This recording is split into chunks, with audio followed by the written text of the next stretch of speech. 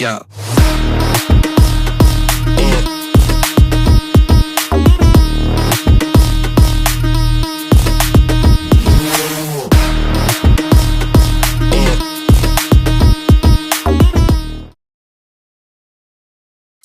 ರಾಜರನ್ನು ನಾನು ಕೇಳಿಕೊಂಡೆ, ಆದರೆ ಅವರು ನನ್ನನ್ನು ಮಗದ ರಾಜನಾಗಿಯೇ ಇರಿಸಿಬಿಟ್ಟರು.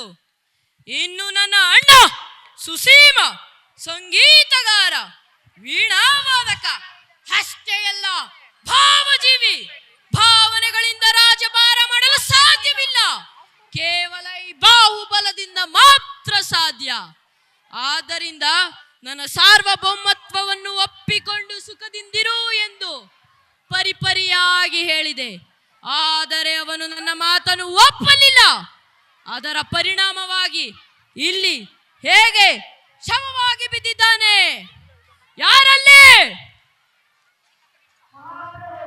ಈ ನನ್ನ ಅಣ್ಣ ಶವ ಸುಸೀಮನನ್ನು ಕರೆದುಕೊಂಡು ಹೋಗಿ ಸಕಲ ರಾಜ ಮರ್ಯಾದೆಯಿಂದ ಶವ ಸಂಸ್ಕಾರವನ್ನು ಮಾಡಿ ಬನ್ನಿ.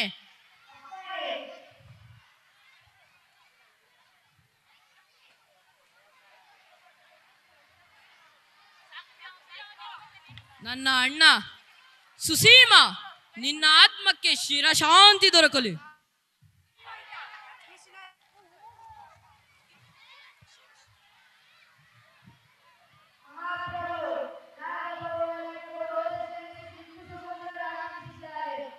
ಅವರನ್ನು ಬರ ಹೇಳಿ.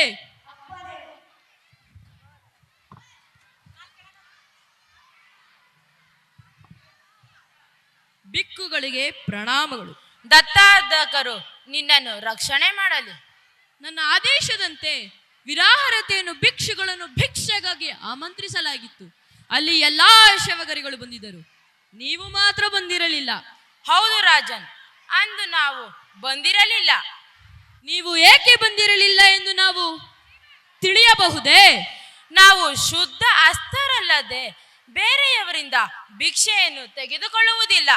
ಅಂದರೆ ನಮ್ಮ ಹಸ್ತವು ಅಶುದ್ಧವಾಗಿದೆಯೇ? ನಿಮ್ಮ ಹಸ್ತದಲ್ಲಿ ರಕ್ತವಿದೆ ರಾಜನ್. ರಕ್ತ? ಎಲ್ಲಿದೆ ರಕ್ತ? ಅದು ನಿಮಗೆ ಕಾಣುವುದಿಲ್ಲ. ಓಹೋ, ನಿಮಗೆ ದಿವ್ಯ ದೃಷ್ಟಿ ಇದೆ ಅಲ್ಲವೇ? ನಮಗೆ ಕಾಣದಿರುವುದು ನಿಮಗೆ ಕಾಣುವುದು. ಇರಲಿ, ಅದು ಯಾರ ರಕ್ತ? ನಿಮ್ಮ ಸಹೋದರ ಸುಸೀಮನ ಹತ್ಯೆ ರಕ್ತ. ಅಧಿಕಾರ ವಿಸ್ತಾರ ದಾಹದಿಂದ ಆಕ್ರಮಿಸಿದ ರಾಜ್ಯಗಳ ಅಮಾಯಕ ಜನಗಳ ರಕ್ತ. ಹತ್ತು ಮೀರಿ ಮಾತನಾಡುತ್ತಿದ್ದೀಯಾ? ನಮ್ಮ ಕೈಯಲ್ಲಿ ಖಡ್ಗವಿರುತ್ತಿದ್ದರೆ ನಿಮ್ಮಂತಹ ಸನ್ಯಾಸಿಗಳು ಗಿರಿಕಂದರಗಳಲ್ಲಿ ಕಣ್ಣು ಮುಚ್ಚಿ ಧ್ಯಾನ ಮಾಡಲು ಸಾಧ್ಯವಾಗುತ್ತಿರಲಿಲ್ಲ. ಪ್ರಜೆಗಳ ನಿಮಿತ್ತ ಕೈಗಳ ರಕ್ತಕ್ಕೂ ಸಾಮ್ರಾಜ್ಯದ ರಕ್ಷಣೆಗೆ ಕೈ ರಕ್ತ ಮಾಡಿಕೊಳ್ಳುವುದಕ್ಕೂ ಬಹಳ ವ್ಯತ್ಯಾಸವಿದೆ. ರಾಜನ್, ನೀವು ದುರಾಸೆಗಾಗಿ ಸಾಮ್ರಾಜ್ಯದ ನೆಪ ಹೇಳುತ್ತಿದ್ದೀರಿ. ಭಿಕ್ಷು! ನನಗೆ ಸಾವಿನ ಭಯವಿಲ್ಲ. ಯಾವ ರಾಜನ ಖಡ್ಗವು ನನ್ನನ್ನು ಎದುರಿಸಲಾಗದು. ನಿಮಗೆ ಸಾವಿನ ಭಯವಿರದಿದ್ದರೆ ನಿಮ್ಮ ಕೈಯಲ್ಲೂ ಈ ಖಡ್ಗವಿರುತ್ತಿತ್ತು. ಹೀಗೆ ಚೋಲು ಮುಖ ಹಾಕಿಕೊಂಡು ಉಣ್ಣುವ ನೀನು ಅಲ್ಲದೆ ಇನ್ನೇನು? ನಮ್ಮ ಸ್ಥಾನ ಮಾನ ಅಧಿಕಾರ ಹೋಗುತ್ತದೆ ಎಂದು ನೀವು ಖಡ್ಗವಿಡಿಯುತ್ತೀರಿ. ಆದರೆ ನಮ್ಮಂತಹ ಬಿಕ್ಕುಗಳಿಗೆ ಯಾವ ಸಾವಿನ ಭಯವೂ ಇರುವುದಿಲ್ಲ.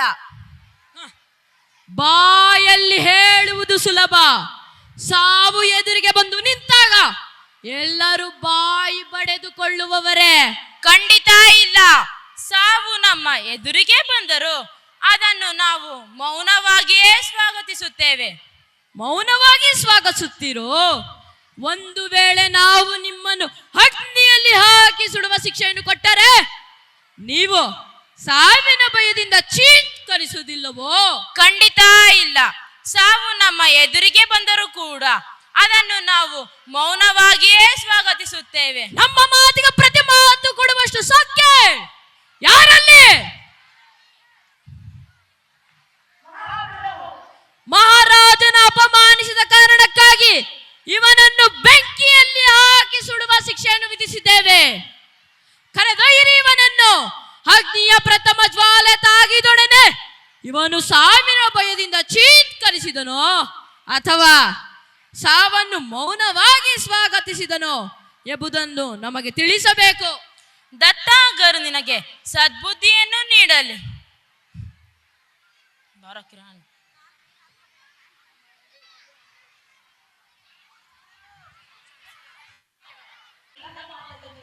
ಇಲ್ಲ, ನಾನು ಯಾರ ಮಾತನ್ನು ಕೇಳುವುದಿಲ್ಲ. ಎಲ್ಲಿ ಎಲ್ಲಿ ಆ ದುಷ್ಟ ಅಶೋಕ ಕರುಣೆ ಇಲ್ಲದೆ ತನ್ನ ತಂದೆಯನ್ನು ಕೊಂದಿದ್ದದೆ, ಈಗ ನನ್ನ ಜನರನ್ನು ನೋಯಿಸುತ್ತಿರುವ ಆ ನೀಚ, ಅವನನ್ನು ಈಗಲೇ ಬಂಧಿಸುತ್ತೇನೆ. ಇಲ್ಲ, ನಾನು ಯಾರ ಮಾತನ್ನು ಕೇಳುವುದಿಲ್ಲ. ಈ ನನ್ನ ಸರ್ಪಳಿಗಳಿಂದ ಆ ಕ್ರೂರಿ ಅಶೋಕನನ್ನು ಬಂಧಿಸುತ್ತೇನೆ.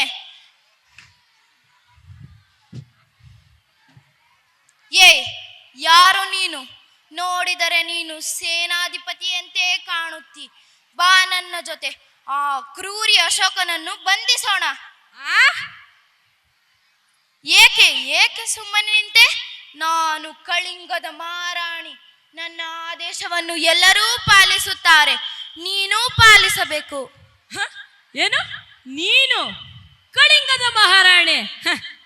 ಹೌದು, ನಾನು ಕಳಿಂಗದ ಮಹಾರಾಣಿ. ಆ ದುಷ್ಟ ಅಶೋಕ ನಮ್ಮವರನ್ನೆಲ್ಲ ಒಡೆದು ಬಡೆದು ತೊಂದರೆ ಕೊಡುತ್ತಿದ್ದಾನಂತೆ. ಬಾ, ನಾವಿಬ್ಬರು ಸೇರಿ ಆ ದುಷ್ಟ ಅಶೋಕನನ್ನು ಕಟ್ಟಿ ಹಾಕೋಣ. ಅರೆ, ಏಕೆ ಸುಮ್ಮನೆ ನಿಂತೆ? ಓ, ನೀನು ಇಲ್ಲಿಗೆ ಹೊಸಬ್ಬನೇನು? ನಾನು ಸಾಮ್ರಾಟ ಅಶೋಕ. ನೀನು ಸಾಮ್ರಾಟ ಅಶೋಕನೇ? ಆಹಾ, ನೋಡಲು ನನ್ನ ತಂದೆಯಷ್ಟೇ ಸುಂದರವಾಗಿದ್ದೀಯ. ಇಲ್ಲ, ನಾನು ಸುಂದರವಾಗಿಲ್ಲ. ಈ ಅಶೋಕ ಕುರೂಪಿ. ಇಲ್ಲ, ನೀನು ನಿಜವಾಗಿಯೂ ಸುಂದರವಾಗಿದ್ದೀಯ. ನನಗೆ ಜನ್ಮ ನೀಡಿದ ತಂದೆಯಂತೆ ಹಾಗೂ ಶಾಂತಿದೂತನಾದ ಭಗವಾನ್ ಬುದ್ಧನಂತೆ. ಅರೆ, ನಿನ್ನ ಬಳಿ ಚಿನ್ನವಿದೆ, ಕತ್ತಿ ಗುರಾಣಿಗಳಿವೆ, ಒಳ್ಳೆಯ ವಸ್ತ್ರವೂ ಇವೆ. ಹಾಗಿದ್ದರೂ ನೀನು ಜನರ ಹತ್ತಿರ ಕದಿಯುವುದೇಕೆ? ಯುದ್ಧ ಮಾಡುವುದೇಕೆ? ಪುರುಷತ್ವವನ್ನು ಮೆರೆಯಲು. ಈ ಬಾಹುಬಲದಿಂದ ವಿಜಯ ಕೀರ್ತಿ ಪತಾಕೆಯನ್ನು ವಿರಾಜಿಸಲು. ಮಾನ, ಸನ್ಮಾನ, ಯಶಸ್ಸುಗಳನ್ನು ಈ ಮುಷ್ಟಿಯಲ್ಲಿ ಹಿಡಿಯಲು. ಎಲ್ಲಿ ಆ ನಿನ್ನ ಮುಷ್ಟಿಯನ್ನು ಬಿಡು ಬಿಡು. ಎಲ್ಲಿದೆ ನಿನ್ನ ಮಾನ, ಸನ್ಮಾನ, ಯಶಸ್ಸು, ಅಧಿಕಾರ, ಅಂತಸ್ತು? ಯಾವುದು ಕಾಣುತ್ತಿಲ್ಲವಲ್ಲ. ನಿನ್ನ ಕೈ ಎಂದು ಖಾಲಿಯೇ ಇದೆ. ನನ್ನ ತಾಯಿ ಹೇಳುತ್ತಿದ್ದಳು, ಹಿಂಸೆಯಿಂದ ಗೆಲುವು ಸಾಧಿಸಿದವನು ತನ್ನ ತೋಳುಗಳಲ್ಲಿ ಬಲ ಇರುವವರೆಗೂ ಮಾತ್ರ ಸಾಮ್ರಾಟನಾಗಿರುತ್ತಾನೆ. ಆದರೆ ಶಾಂತಿ, ಪ್ರೀತಿ, ಕರುಣೆಗಳಿಂದ ಗೆಲುವು ಸಾಧಿಸಿದವನು ಭಗವಾನ್ ಬುದ್ಧನಂತೆ ಇಡೀ ಜಗತ್ತಿರುವವರೆಗೂ ಸಾಮ್ರಾಟನಾಗಿರುತ್ತಾನೆ ಎಂದು. ಶಾಂತಿ, ಶಾಂತಿ, ಶಾಂತಿ. ಶಾಂತಿಗಳ ಮಾತನ್ನು ಇಲ್ಲಿ ಯಾರು ಕೇಳುವುದಿಲ್ಲ. ಕತ್ತಿಯ ಛಲ ಬೀಸಬೇಕು, ರಕ್ತ ದೋಕುಳಿ ಹರಿಸಬೇಕು, ತಲೆಗಳನ್ನು ಹುರುಳಿಸಬೇಕು. ಆಗ ಆಗ ಆಗ ಮಾತ್ರ ಸಾಮ್ರಾಟನಾಗಲು ಸಾಧ್ಯ. ಒಂದು ವೇಳೆ ಈ ನಿನ್ನ ಬಾಹುಬಲ ಕುಸಿದರೆ ನೀನು ಯಾವ ರಾಜ್ಯದ ಸಾಮ್ರಾಟನಾಗಿರುತ್ತಿ? ಇಲ್ಲ, ಹಾಗೆ ಆಗಲು ಸಾಧ್ಯವಿಲ್ಲ. ಈ ಬಾಹುಬಲದ ಮೇಲೆ ನನಗೆ ನಂಬಿಕೆ ಇದೆ. ಅದು ಎಂದಿಗೂ ಕುಗ್ಗುವುದಿಲ್ಲ. ಹಾಗಾದರೆ ನಿಂಗೆ ವಯಸ್ಸೇ ಆಗುವುದಿಲ್ಲವೇ? ಅದಕ್ಕೆ ನನ್ನ ಗುರುಪಿಕ್ಕು ಕ್ಷೇಮರು ಹೇಳದತ್ತರು, ಈ ಜಗತ್ತು ಪ್ರೀತಿಮಯವಾದದ್ದು ಅಂತ. ಪ್ರೀತಿ ಇಲ್ಲದಿದ್ದರೆ ಮೋಡ ಕಟ್ಟುತ್ತಿರಲಿಲ್ಲ, ಹನಿ ಒಡೆಯುತ್ತಿರಲಿಲ್ಲ, ನೆಲ ಹಸಿರಾಗುತ್ತಿರಲಿಲ್ಲ, ಹೂ ಹರಳುತ್ತಿರಲಿಲ್ಲ. ಪ್ರೀತಿ ಕರುಣೆಗಳೇ ತುಂಬಿದ ಈ ಸೃಷ್ಟಿಯಲ್ಲಿ ನೀನೊಬ್ಬನೇ ಏಕೆ ಸೃಷ್ಟಿ ನಿಯಮದ ವಿರುದ್ಧ ಹೊರಟಿರುವೆ? ನೋಡಲ್ಲಿ ಧನ ಕನಕಗಳ ರಾಶಿಯೇ ಇದೆ, ಬೆಲೆ ಬಾಳುವ ವಸ್ತುಗಳಿವೆ. ನಿನಗೆ ಏನು ಬೇಕೋ, ಎಷ್ಟು ಬೇಕೋ ತೆಗೆದುಕೋ. ಆದರೆ ನನ್ನ ಜನರನ್ನು ಒಡೆದು ಬಡೆದು ಮಾತ್ರ ನೋಯಿಸಬೇಡ. ನಿನಗೆ ಇನ್ನೇನು ಬೇಕೋ ಕೇಳು, ಕೊಡುತ್ತೀನಿ. ನನಗೆ ಈ ರಾಜ್ಯದ ಸಾಮ್ರಾಟನಾಗಿರಬೇಕು. ಅಷ್ಟೇ ತಾನೇ? ಧಾರಾಳವಾಗಿ ತೆಗೆದುಕೋ. ಅಷ್ಟೇ ತಾನೇ? ಧಾರಾಳವಾಗಿ ತೆಗೆದುಕೋ. ಆದರೆ ನನ್ನ ಜನರ ಮನಸ್ಸನ್ನು ಮಾತ್ರ ನೋಯಿಸಬೇಡ. ಗೆಲುವೆಂದರೆ ಇಷ್ಟೇ. ಸಾರ್ವಭೌಮತ್ವವೆಂದರೆ ಇಷ್ಟೇ. ವೀರಾದಿ ವೀರಗಳನ್ನು ಕತ್ತರಿಸಿದ ಈ ಖಡ್ಗದ ಬೆಲೆ ಇಷ್ಟೇ. ಕತ್ತಲು ತುಂಬಿದ ಕೋಣೆ ಒಳಗೆ, ನಾನೇ ಕಟ್ಟಿದ ಸೆರೆಮನೆ ಒಳಗೆ ಒಬ್ಬನೇ ಕುಳಿತಿದ್ದೆ. ಇಂದು ಒಂದು ಅರಿಯದ ಭಾವ ಎದೆಯೆಲ್ಲ ಕುಲುಕುತ್ತಿದೆ. ಈ ಸೋಲಿರದ ಈ ಸಾಮ್ರಾಟನ ಎದೆ ಒಳಗೆ ಇಳಿದು ನಡುಗಿಸುತ್ತಿರುವ ಆ ಶಕ್ತಿ ಯಾದರೂ ಯಾವುದು? ಭಯವಿಲ್ಲದೆ ಈ ಭಾವನೆಗಳನ್ನು ಕಟ್ಟಿ ಹಾಕುತ್ತಿರುವುದು ಯಾವುದು? ಅದೇ ಅದೇ ಶಾಂತಿ, ಪ್ರೀತಿ, ಕರುಣೆ. ಅಯ್ಯ ಸಾರ್ವಭೌಮ, ಮಾತಾಡಿದ್ದು ಸಾಕು. ನಿನಗೆ ನನ್ನ ಸಿಂಹಾಸನ ಬೇಕಲ್ಲವೇ? ತೆಗೆದುಕೋ. ಬೇಡ ತಾಯಿ, ಬೇಡ. ನನಗೆ ಈ ರಾಜ್ಯದ ಸಾಮ್ರಾಟನಾಗಲು ಆಸೆ ಇಲ್ಲ. ಈ ದುಷ್ಟ ಅಶೋಕ ಇಂದು ನಿಮಗೆ ಸೆರೆಯಾಗಿದ್ದಾನೆ.